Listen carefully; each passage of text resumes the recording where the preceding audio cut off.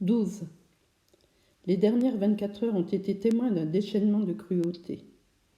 On dirait que de la proue à la poupe, elle a couru et s'est répandue comme une maladie contagieuse.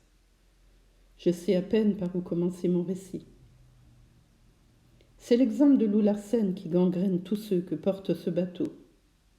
Ce n'est de l'un à l'autre que haine, querelle et rancune, et les passions mauvaises s'enflamment pour un rien, comme l'herbe sèche des prairies. Thomas Mugridge est non seulement un trouillard, mais un espion et un mouchard. C'est lui qui, pour regagner les bonnes grâces du capitaine, a dénoncé les hommes de l'avant. Il a également rapporté à Lou Larsen certains propos particulièrement violents émis par Johnson. Voici l'affaire. Johnson a, paraît-il, acheté un ciré à la soute Howard, et il l'a trouvé de qualité nettement inférieure. Il ne s'est pas gêné, selon sa coutume, pour dire tout haut ce qu'il en pensait. La soute Howard est en miniature une sorte de magasin de confection qui existe sur toutes les goélettes phoquières et qui contient divers articles à l'usage des hommes du bord. Le montant de leurs achats est retenu ultérieurement sur les gains réalisés par eux dans les zones de chasse. Les chasseurs, en effet, de même que les rameurs et les hommes de bar, au lieu d'un salaire fixe, reçoivent alors tant par peau capturés par leur bateau. J'ignorais le mécontentement de Johnson à propos de son ciré et les réflexions dont il l'avait assaisonné. Aussi ne m'attendais-je nullement à la scène terrible dont je fus témoin. Je venais d'achever de balayer la cabine de Lou Larsen, qui m'avait entraîné dans une discussion sur Hamlet, le personnage shakespearien qu'il préfère, pour son pessimisme forcené, j'imagine. Là-dessus, Johnson, flanqué du second, Johansen, descendit l'escalier du carré. Selon la coutume maritime, Johnson ôta son béret et se tint dans une attitude respectueuse au milieu de la cabine. Il se balançait lourdement au roulis de la goélette afin de conserver son équilibre et faisait face au capitaine. « Fermez la porte et tirez le verrou » me commanda Lou Larsen. J'obéis et remarquai sans en comprendre la cause la lueur d'inquiétude qui passait dans les yeux de Johnson. Mais lui savait ce qu'il attendait et faisait front courageusement. Et il y avait dans l'acte de cet homme simple plus de noblesse et de grandeur morale que dans tout Lou Larsen.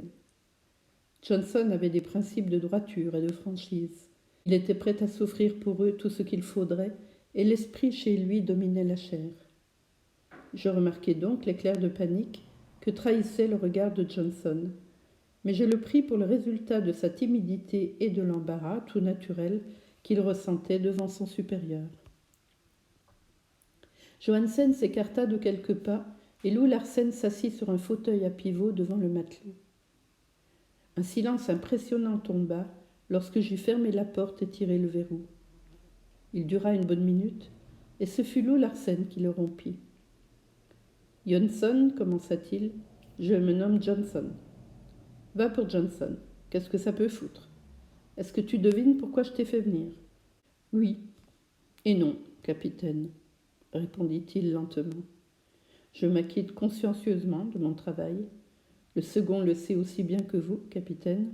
Je ne vois pas de quoi vous avez à vous plaindre à ce sujet. »« Est-ce tout ?» demanda Lou Larsen d'une voix douce, basse et ronronnante. « Je sais, continua Johnson avec sa même lenteur et pondération, que vous avez une dent contre moi. Vous ne pouvez pas m'encaisser. Vous... » Continue, souffla Larsen. « N'aie pas peur de m'offenser. » Je vis sous l'insolence mal dissimulée de Lou Larsen l'homme rougir légèrement sous son hâle. « Je n'ai pas peur, dit-il. Si je m'exprime mal, c'est parce que j'ai quitté mon pays depuis aussi longtemps que vous, au moins. Je voulais dire que vous ne m'encaissez pas parce que j'ai trop le sentiment de ma dignité d'homme. Voilà la raison, capitaine. Ce qui signifie, si je comprends bien, que tu ne sais pas suffisamment plier pour te soumettre à la discipline d'un bateau, si vous voulez.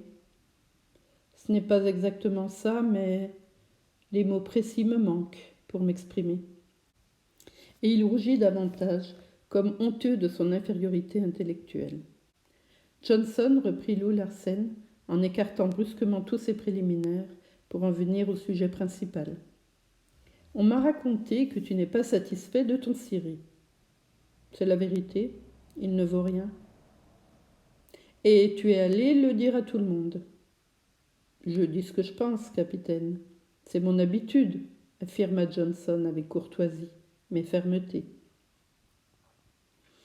À ce moment, mes yeux tombèrent par hasard sur Johansen. Il serrait et desserrait alternativement ses gros poings. Son regard, qui ne quittait pas Johnson, était haineux. Sous son œil, une trace noire, imperceptible, était visible. Elle provenait d'une correction que quelques soirs auparavant il avait reçue du matelot. Et je commençais à comprendre qu'une tempête terrible allait se déchaîner. Tu sais ce qui arrive à ceux qui osent dire de moi et de mon magasin ce que tu en as dit, interrogea Lou Larsen. Je le sais, capitaine. Et qu'est-ce que c'est, reprit Lou Larsen, dont la voix était devenue impérative et dure. C'est ce que vous avez l'intention de me faire subir. Lou Larsen se tourna vers moi. Regardez-le, Hump, s'écria-t-il. Regardez ce grain de poussière, ce conglomérat de matière qui se croit d'une essence supérieure. Il a l'esprit imprégné d'un tas d'idioties, tels que la morale et le droit, et il prétend vivre en conformité de ses principes, même s'il doit lui en cuire. Hump, que pensez-vous de lui ? Je pense qu'il vaut mieux que vous, répondis-je, espérant détourner sur moi une part de la fureur redoutable que je sentais prête à fondre sur le pauvre diable. Avec ce que vous appelez ses idioties, il a un idéal que vous n'avez pas, et il en est plus riche que vous. En face de lui, vous êtes un pauvre. Exact, très exact, riposta Lou Larsen. Je ne me perds pas dans les nuits.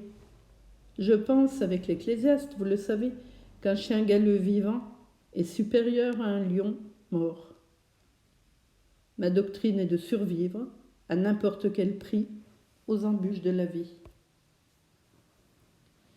Ce bout de ferment, au contraire, que vous appelez Johnson, à quoi sa noblesse morale dont il est si fier le conduira-t-elle ? À n'être plus que poussière et cendre, alors que moi, je serai toujours vivant. Savez-vous ce que je vais faire de lui ? Je secouai la tête.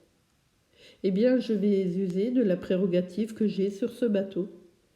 Vous allez m'entendre gueuler, et vous verrez comment se comporte la noblesse morale de cet imbécile. Ce disant, Lou Larsen quitta son fauteuil d'un bond, tel un tigre, et couvrit le temps d'un éclair la courte distance qui le séparait de Johnson. Johnson essaya vainement d'éviter cette furieuse avalanche. Il abaissa une main pour protéger son estomac et leva l'autre pour défendre sa tête. Mais le poing de Lou Larsen passa entre les deux bras et s'abattit sur le thorax du matelot qu'il frappa d'un coup terrible.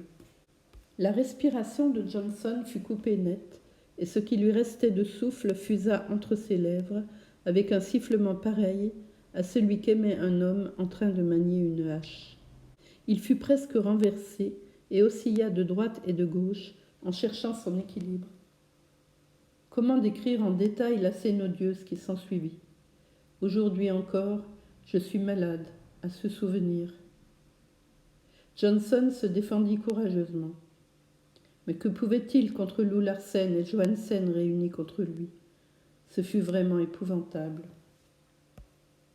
Je n'aurais jamais cru qu'un être humain soit capable d'encaisser tous les coups que recevait Johnson et malgré tout de continuer à se battre. De toute évidence, il n'avait pas la plus petite chance de vaincre. Mais par dignité, il tenait bon quand même. Ce que je voyais était trop pour moi et je sentais vaciller ma raison. Je courus vers l'escalier pour fuir ce spectacle et me sauver sur le pont. Mais Lou Larsen devina ma pensée. Quittant un instant sa victime, il fit un de ces terribles bonds dans ma direction et me repoussa violemment dans l'angle opposé de la cabine. « Restez, Hump, ricana-t-il. Restez et regardez. Vous allez recueillir de nouvelles et précieuses données sur le phénomène de la vie et sur l'immortalité de l'âme. Nous ne pouvons causer aucun dommage à l'âme de Johnson, vous le savez comme moi. C'est seulement sa forme transitoire que nous tentons de démolir. La bagarre reprit ensuite de plus belle. Elle dura bien 10 minutes encore, qui me parurent des siècles. Lou Larsen et le second s'acharnaient sur le matelot. Ils le frappaient des poings, lui assénaient des coups répétés de leurs lourdes chaussures, le projetaient à terre, puis les remettaient debout pour l'envoyer s'étaler une nouvelle fois de tout son long. Johnson, totalement aveuglé, ne voyait plus rien autour de lui. Le sang lui coulait du nez, de la bouche et des oreilles. La cabine était transformée en abattoir. Et quand il lui fut impossible de se tenir sur ses pieds, les deux hommes continuèrent à le frapper des pieds et des poings sur le plancher où il gisait. « Doucement, Johansen, se décida à dire enfin Lou Larsen, ça suffit. » Mais la bête était déchaînée chez le second qui ne s'arrêtait pas. Lou Larsen dut le repousser du revers de son bras. Ce geste, assez bénin en apparence, le rejeta en arrière, si rudement que la tête de Johansen alla frapper la cloison comme un bouchon. Puis il m'ordonna. « Ouvrez, Hump, ouvrez tout grand. » J'obéis, et les deux hommes, ayant ramassé Johnson, aussi inerte qu'un sac de chiffon, le balancèrent, puis par l'escalier, le jetèrent sur le pont. Il alla s'écrouler devant l'homme de bar, qui n'était autre que Louis, son camarade de canot. Le sang qui lui jaillissait du nez comme un ruisseau écarlate se mit à couler sur le pied du matelot. Mais Louis continua flegmatiquement sa besogne, sans quitter des yeux l'habitacle. À l'étonnement de tous, la conduite de George Leach fut différente. De sa propre initiative, il alla vers Johnson, le traîna à l'avant du navire, et de son mieux se mit à panser ses plaies. Quant à Johnson, il était méconnaissable. Ses traits, décolorés et bouffis, n'avaient plus rien d'humain. Lorsque j'eus achevé de remettre de l'ordre dans la cabine qui avait été le théâtre du drame, je me hâtai de remonter sur le pont pour respirer un peu d'air frais et retrouver un peu de calme. Leach avait terminé ses pansements. Lou Larsen fumait son éternel cigare en examinant le loch remorqué par le fantôme et qui avait été halé à bord. Soudain, la voix de Leach parvint à mes oreilles, rauque et irritée d'une rage qu'il ne pouvait contenir. Je me retournai et vis l'ancien mousse à l'arrière, face à Lou Larsen. Son visage était pâle et tout convulsé, ses yeux flamboyants, et il tenait levés ses poings crispés au-dessus de sa tête. « Que Dieu te damne, Lou Larsen, et te précipite en enfer. Mais l'enfer est encore trop bon pour toi, espèce de lâche, assassin, triple fumier. » C'était le salut qu'il adressait au capitaine. J'étais estomaqué d'une telle audace, et je m'attendais à voir Leach anéanti dans l'instant. Mais indifférent à l'insulte, Lou Larsen fit quelques pas, et appuyant avec nonchalance son coude sur un capot, il toisa pensivement le jeune homme, qui continuait à l'injurier, comme personne ne l'avait jamais fait. Les hommes de l'équipage, réunis en groupe et horrifiés, regardaient de tous leurs yeux, écoutaient de toutes leurs oreilles. Les chasseurs de phoques sortirent précipitamment à leur tour, tandis que Leach, qui faisait bon marché de sa vie, me rappelait les prophètes de la Bible, lançant leurs malédictions sur les tyrans tout-puissants. En proie comme eux à un délire sacré qui confinait à la folie, il prononçait contre Lou Larsen une excommunication majeure, parcourant toute la gamme des accusations et l'invectivant tantôt au nom de Dieu et de ses saints, tantôt à grand renfort d'obscénité. Ses lèvres étaient maculées d'écume. Par moments, il suffoquait, bredouillait et ne pouvait plus articuler ses mots. Pendant ce temps, Lou Larsen, calme et impavide, toujours appuyé sur son coude et les yeux baissés, semblait perdu dans une infinie méditation. Ce bouillonnement sauvage de la vie, cette folle révolte déchaînée, ce défi furieux de la matière animée, excitait sa curiosité au plus haut point. À tout moment, moi et les autres, nous nous attendions à le voir bondir sur Leach et le massacrer. mais tel n'était pas son caprice. Son cigare s'était éteint et il continuait à regarder silencieusement. Litch était arrivé au paroxysme d'une rage impuissante. « Cochon, salopard !» répétait-il et hurlait-il de toute la force de ses poumons.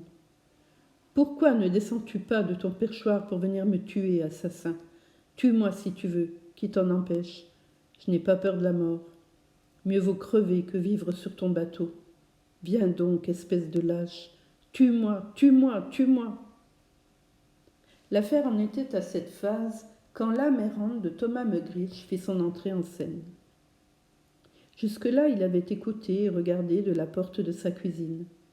Il sortait maintenant de son antre, sous prétexte de jeter des ordures par-dessus bord. En réalité, c'était pour assister à la tuerie qu'il jugeait imminente. Il eut un sourire mielleux à l'adresse de Lou Larsen qui ne sembla pas le voir. Mais il ne perdit pas contenance et, se tournant vers Litch, déclara d'un ton de reproche : « Quel langage, c'est scandaleux !» La fureur de Litch ne demeura plus impuissante. Elle avait enfin trouvé un déversoir. D'autant que pour une fois, le cuisinier était sorti sans son couteau. Mugridge n'avait pas fini de parler que l'ancien mousse était sur lui et le terrassait. Par 3 fois, il se releva et tenta de regagner sa cuisine. 3 fois, il fut renversé. « Oh mon Dieu !» hurlait-il. « Au secours, faites quelque chose !» Mais tout le monde riait aux éclats. C'était un soulagement général. La tragédie était terminée et la farce commençait. Chasseurs et matelots se bousculaient afin de mieux voir la raclée qui tombait sur le coq détesté. Moi-même, je me sentais infiniment joyeux. Oui, je l'avoue à ma honte, le traitement que Litch administrait à Thomas Mugridge, presque aussi terrible que celui que les mouchardages de Mugridge avaient valu à Johnson, me remplissait d'allégresse.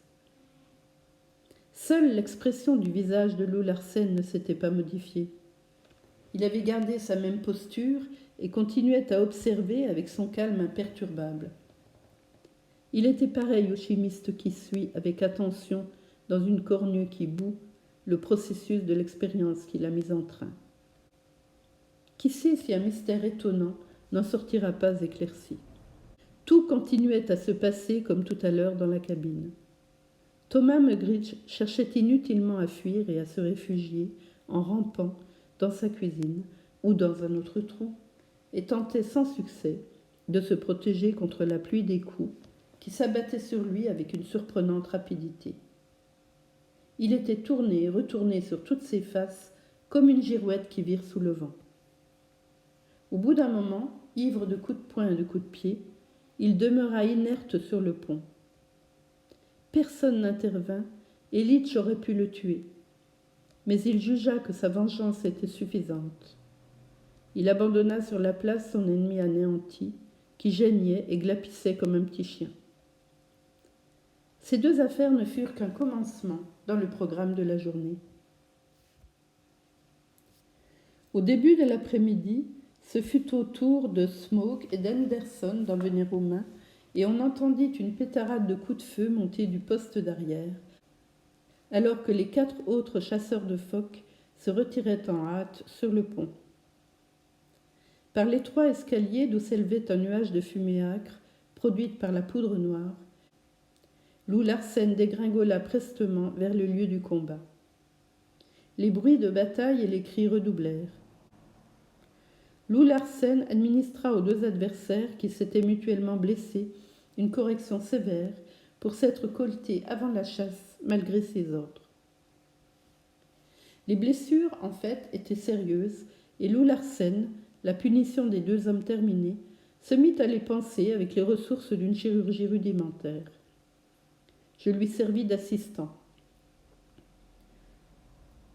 Pendant qu'il sondait, nettoyait et assainissait les trous et les déchirures produits par les balles, je vis les patients subir stoïquement tout le charcutage dont ils étaient l'objet, sans le secours d'aucune anesthésie, et avec comme seul remontant un gobelet de whisky pur. Puis au cours du quart de 4 heures, nouveau tumulte qui eut lieu au poste d'avant. Il fut provoqué, une fois de plus, par les bavardages et racontards qui avaient eu pour effet la dénonciation de Thomas Mugridge et la raclée administrée à Johnson par Lou Larsen. Du vacarme qu'on entendit, et à la vue des yeux pochés et des visages contusionnés qui s'exhibèrent par la suite, il fut facile de conclure que les matelots s'étaient les uns les autres copieusement étrillés. La journée se termina enfin par une rixe entre Johansen et Latimer, le chasseur maigre, à l'allure de Yankee. Elle eut pour cause les observations que Latimer fit au second sur les cris qu'il poussait pendant la nuit. Ce fut Johansen qui eut le dessous et qui reçut une pile peu ordinaire, mais sans résultat appréciable. La nuit suivante, alors qu'il dormait comme un bienheureux, il ne cessa en effet jusqu'au matin de revivre dans ses rêves son pugilat avec Latimer et de le scander de cris perçants. Je fus quant à moi oppressé de 1000 cauchemars. J'en avais vécu un tout au long de cette horrible journée. La brutalité avait succédé à la brutalité. C'était à qui, autour de moi, s'était appliqué, froidement ou par emportement, sous les prétextes les plus futiles, à blesser, à estropier et à détruire. J'avais jusqu'à cette heure ignoré la bestialité humaine et ce dont elle était capable. Je n'avais jamais connu que des discussions à fleur de peau avec les gens bien élevés qui composaient ma société. Qu'étaient les piques que s'amusait à me décocher parfois mon ami Charlet Fourcette, qui excellait dans l'épigramme, les médisances spirituelles où se complaisaient derrière le dos l'un de l'autre les membres du cercle de bibelots. Le snob que j'étais hier, en se retournant sur sa couche entre deux cauchemars, découvrait avec effroi une face de la vie qui lui était demeurée jusque-là, complètement inconnue, une brutalité insoupçonnée, à laquelle s'adaptait, beaucoup mieux que mes théories idéalistes, la cynique philosophie matérialiste de Lou Larsen. Et je m'épouvantais de plus en plus à la pensée que j'étais sur une pente où je me sentais glisser malgré moi. Ces hommes qui assouvissaient sans aucune retenue leur mutuelle colère, qui, comme une chose toute naturelle, se bagarraient comme des forcenés et faisaient couler leur sang, à quoi m'entraînerait-il avec eux? À quelle ignoble dégradation n'étais-je pas destiné? La rossée infligée par Leach à Thomas Mugridge était, du point de vue de la pure morale, parfaitement répréhensible. J'en riais pourtant avec une satisfaction incommensurable. Et cela était, je ne l'ignorais pas, un péché dont cependant j'étais heureux. Je n'étais plus Humphrey Van Weyden, j'étais réellement Hump, le mousse, sur la goélette fantôme. Lou Larsen et tout l'équipage me marquaient de leur empreinte.